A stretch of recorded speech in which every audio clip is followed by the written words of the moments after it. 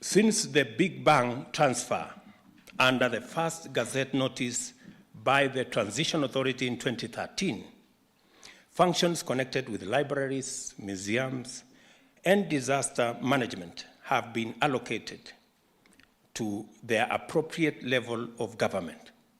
Under the County Allocation of Revenue Act 2019, 33 counties will be preparing to receive 59 libraries equipped with necessary data, personnel, emoluments, and facilities, while those with no libraries will be facilitated under a conditional grant to develop the same.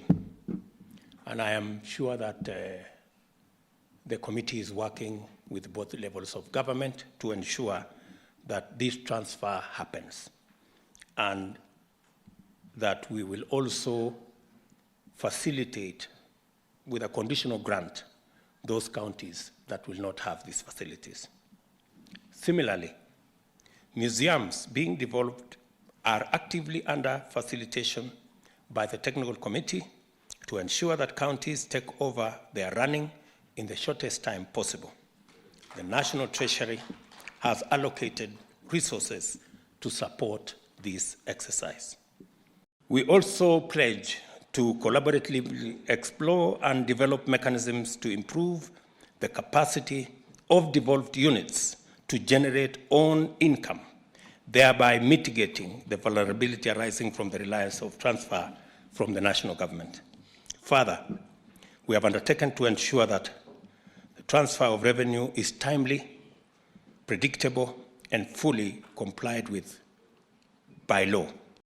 As pertains to the transfer of remaining functions, I am aware that the Intergovernmental Relations Technical Committee is undertaking necessary procedures to facilitate transition without interruption of service provision.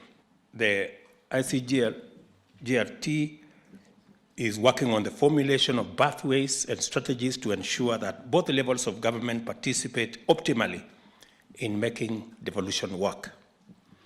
I am here to emphasize the national government's full commitment to the success of devolution and intention to fulfill its constitutional mandate for this purpose.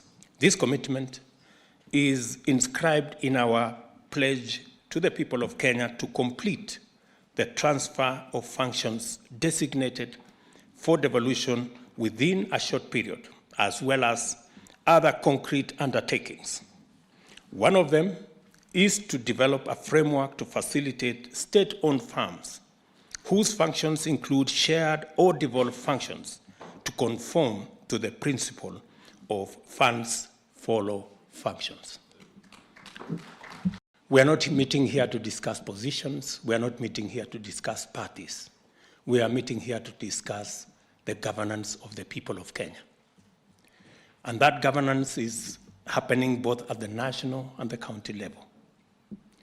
And because the elections are behind us, we have a cardinal duty and responsibility to think together on how Kenya can be better. I want to urge you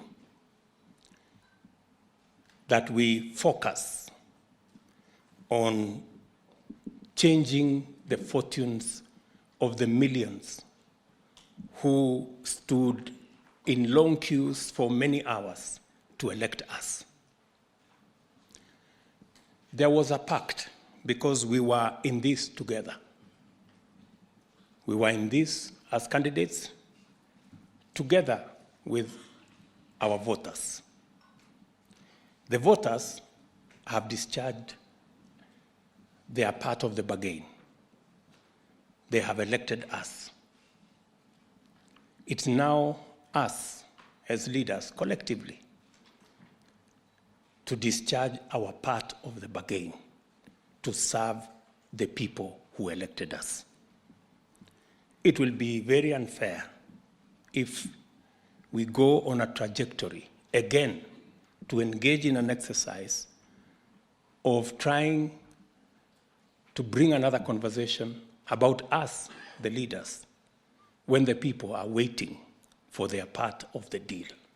I think we have a duty, we have a responsibility to work together, and I say work together in a very profound manner. Each and everyone seated here was elected by a majority. But there is a minority that did not elect us. And we have a duty to serve those who elected us and those who did not elect us. And no Kenyan should be punished because they went to vote. No Kenyan should suffer no consequence because the candidate they voted for did not win.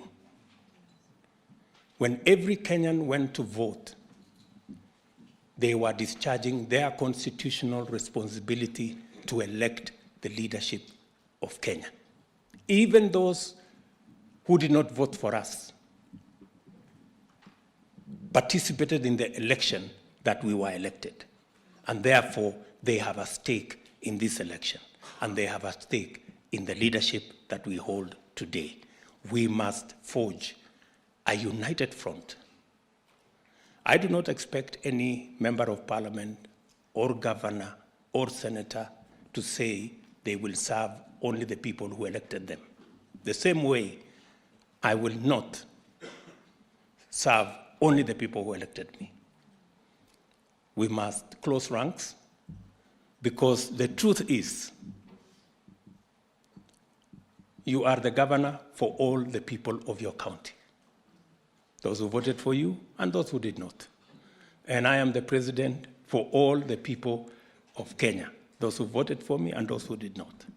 The tribunal was appointed through Gazette Notice number 5540 of 18th May 2022. The tribunal's mandate was to primarily consider a petition by the Judicial Service Commission for removal of Honorable Mr. Justice Said Juma Jitembwe, Judge of the High Court of Kenya, from office and to inquire into the allegations therein. The tribunal was constituted of Honorable Lady Justice Mumbi Ngugi as chairperson, Dr. Fred Ojambo, Senior Counsel, Honorable Lady Justice Abida Ali Aroni, Honorable Justice Nzioki Wamakau, Mr. James Ochieng Oduor, Lieutenant General Retired Jackson Ndungu, and Dr. Lydia Nzomo as members.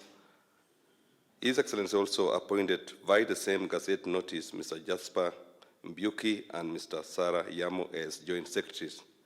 Mr. Kiragu Kimani, Senior Counsel, was also appointed as lead counsel, and Mr. Edward Nyang'au Omoti and Mr.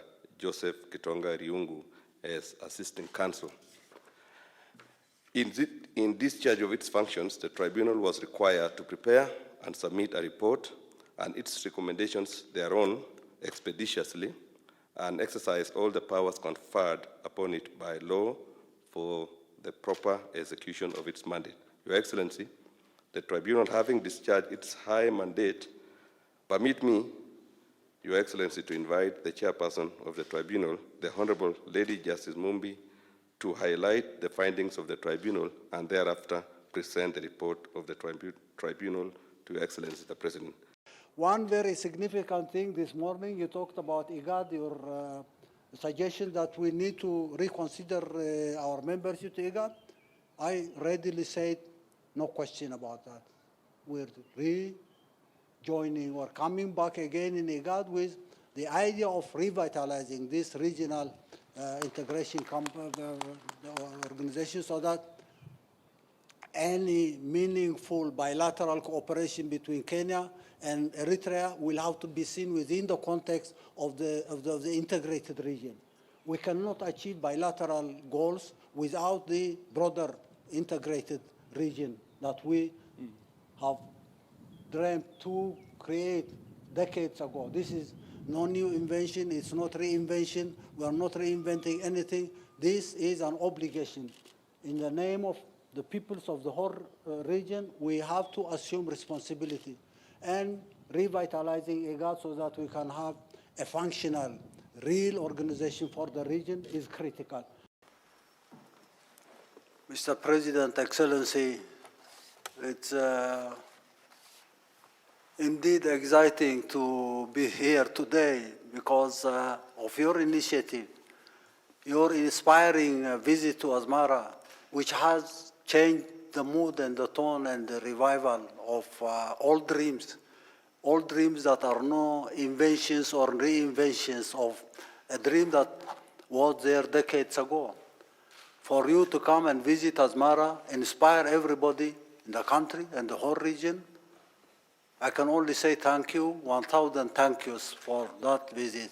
I also like to say congratulations to your team, your delegation, Madam and everybody else. This has been a very unique milestone in the history of the whole region. Kenya, Somalia, Ethiopia, South Sudan, Sudan, even South and North. This has brought back the old, I say it is nostalgic because Nairobi is home to me, Kenya is home to me. I have known a number of places.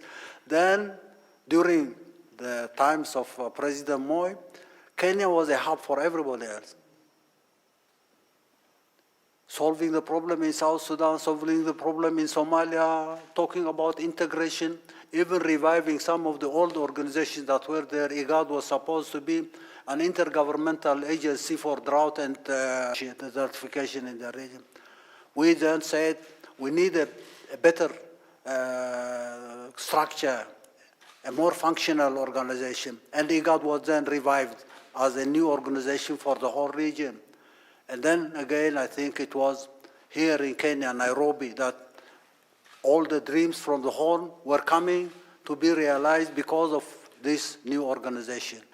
Your visit has re-inspired so many dreams that have been in the plan. These are not dreams, these are realistic aspirations of the peoples of the region. It's not only goodwill or wishes of heads of state or governments or government officials.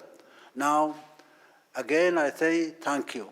I have no intention of interfering in this matter, in spite of the disinformation campaign going on, trying to disrupt the process of peace in Ethiopia and trying to create a conflict between Eritrea and Ethiopia, which has been the norm. For those who come to promote their agendas in the region, we say enough is enough. Ethiopia will have to enjoy peace. The people in Ethiopia will have to enjoy peace. What happened in Pretoria and Nairobi is a continuation of the aspiration and wish of the peoples in Ethiopia and everywhere in the region. And Eritrea has no agenda, no plan of getting involved in this matter without the permission of the sovereign Ethiopian government.